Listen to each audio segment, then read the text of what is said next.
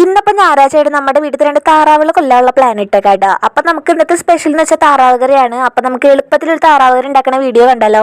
അപ്പോൾ ഇറച്ചിയിലേക്ക് ആവശ്യമായിട്ടുള്ള ഇഞ്ചി, പച്ചമുളക്, വെളുത്തുള്ളി എല്ലാം നന്നാക്കി ചതച്ച് മാറ്റി വെക്കുക. അതുപോലെ തക്കാളിയും സബോളയും അരിഞ്ഞ് വെക്കുക. ഇന്നാന്ന് വെച്ചാൽ നമ്മൾ ഇറച്ചിയിൽ കായ ഇട്ടിട്ടാണ് വെക്കണേ.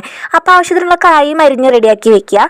പിന്നെ ഇറച്ചിയിലേക്ക് ആവശ്യമായിട്ടുള്ള മല്ലിപ്പൊടിയും മുളക് പൊടിയും മൂപ്പിച്ചതിന് ശേഷം ഇറച്ചിയിൽ കുറച്ച് മഞ്ഞൾപ്പൊടിയും ഉപ്പിട്ട് നന്നായി തിരുമ്പിയതിന് ശേഷം നമ്മൾ ചതച്ച് മാറ്റി വെച്ചിട്ടുള്ള ഐറ്റംസ് ഒക്കെ അതിലിട്ട് നന്നായി മിക്സ് ചെയ്യാം. അതുപോലെ മൂപ്പിച്ച് മാറ്റി വെച്ചിട്ടുള്ള മുളക് പൊടി മല്ലിപ്പൊടിയുടെ മിക്സ് നമ്മൾ അതിലിട്ടിട്ട് നമ്മുടെ കായും കൂടി ഇട്ട് നന്നായി മിക്സ് ചെയ്യുക. അവസാനം നമ്മൾ കുക്കറിൽ ഇട്ടതിന് ശേഷം ആവശ്യത്തിനുള്ള വെള്ളം ഒഴിച്ച് നമുക്ക് വേവിക്കാൻ വേണ്ടി മാറ്റി വയ്ക്കാം. ഒരു 6-7 വിസിൽ അടിക്കേണ്ടി വരും അത് വെന്ത് കിട്ടാൻ വേണ്ടിയിട്ട്. ആ സമയത്തിൽ നമുക്ക് തക്കാളിയും സബോളയും നന്നായി വഴറ്റി അതിലേക്ക് ആവശ്യമായിട്ടുള്ള പൊടികളൊക്കെ ചേർത്ത് നമ്മൾ വേവിച്ച് മാറ്റി വെച്ചിട്ടുള്ള ഇറച്ചി കൂടി അതിൽ തട്ടി കൊടുക്കാം കേട്ടോ. അങ്ങനെ ഒന്ന് കൂടുതലായി വന്നു കഴിഞ്ഞാൽ നമ്മുടെ അടിപൊളി താറാവ് കറി ഇവിടെ റെഡി ആയിട്ടുണ്ട്. അപ്പോൾ എല്ലാവരും ഒന്ന് ട്രൈ ചെയ്ത് നോക്കണേ. Okay, by.